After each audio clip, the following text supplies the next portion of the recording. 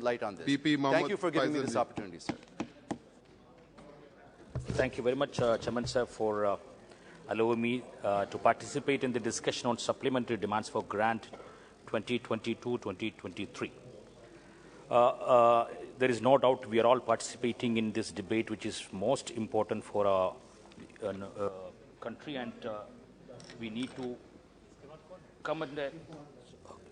We need to, arrive at a conclusion that we are all putting our efforts to a common goal of development of our country, sir. Sir, as my previous speakers have already elucidated on the MSME part, so the most affected sector as far as the economic part is concerned is the MSME sector, sir. Especially based on the three reforms this government have taken place. One is the demonetization, the other one is the GST, and now the pandemic situation. At these three policy decisions, the most affected area is the MSME sector. So to bridge the gap of this MSME sector, to a question number 823 by the MSME Minister Shri Narayan Rane on 2nd December 2021, he made the reply statement that the centre has taken around 3,750 crore rupees borrowed from the World Bank in June 2020 for a ramp program, sir. But so far the cabinet has not released, so the amount has not released because of the cabinet has not approved that amount so far, sir. And I would like to get the clarification from the Honorable Finance Minister why such grant is not released so far. My second point is that the centre has announced nearly rupees 20 lakh crore rupees to combat the impact of the COVID in the country.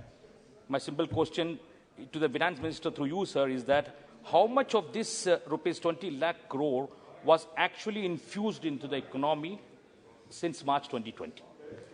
Third, sir, the central government announced rupees 1.70 lakh crore relief package under Pradhan Mantri Garib Kalyan Yojana for the poor people to help them fight the battle against the pandemic.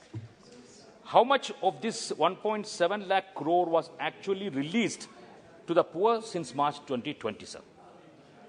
So the fourth one, according to the report by the Controller and Auditor General of India, over 2.18 lakh crore collected by the central government as cess for specific purposes, as such education, sanitation and infrastructure, have either not been fully transferred to the dedicated fund or remain unutilized. For instance, I can say that to my constituency, sir. See, the education, which is the most important pillar for our societies, in my constituency alone, don't know why the administration have closed nearly 8 primary schools, which is, in a way, we have passed the Right to Education Act in 2009, wherein 1 kilometer peripheral we need to have primary schools, wherein the 8 primary schools has been closed only because there was a shortage of teachers, and to overcome the shortage of teachers, instead of appointing the teachers, they are closing down the schools. This is the scenario happening. As far as scholarship for the students are concerned, sir, for the last 2 to 3 years, scholarship is pending, and scholarship pendency have gone on to such a level that the students are being rolled out from the institutions, which is an alarming situation. So that why we are parked these funds, 2.18 lakh crore rupee, which is collected on behalf of the cess as education for sanitization, and why the government is not releasing is the point here, sir. So the third one, the other one is, sir, the public transport. Public transport is the vital part for any area for the development part, sir. See, in any rural area, to connect with what everybody is asking about railways, for me it is the ship connectivity, sir.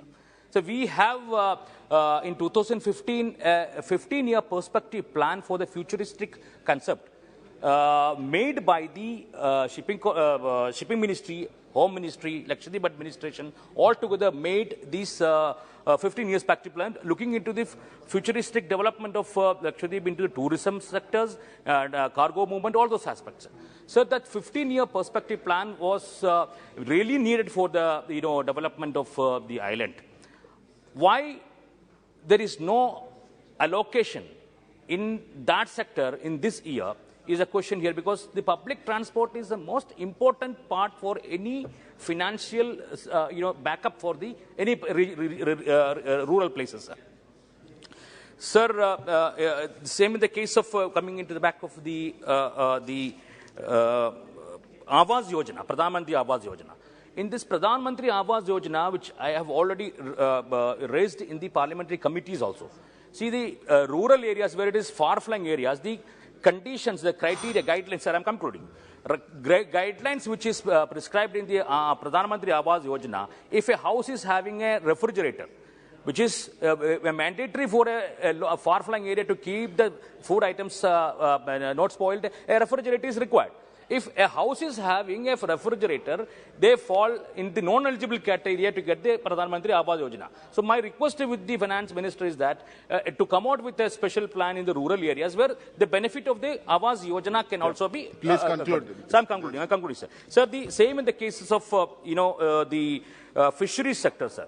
Fisheries, agriculture and animal husbandry. The schemes which run out for the subsidy part for the getting the feeds for the poultry growers, for the fishermen's other subsidy schemes. All those schemes, as far as my area is concerned, it's all stopped and the fishermen, farmers, the poultry growers are not getting it. So I'm concluding, sir. But all these areas, when we ask for the supplementary demand for grant, all those benefits, sir, I'm concluding, sir. Benefits should get to the people. My concern is that all these points should be considered, sir. Thank you so much.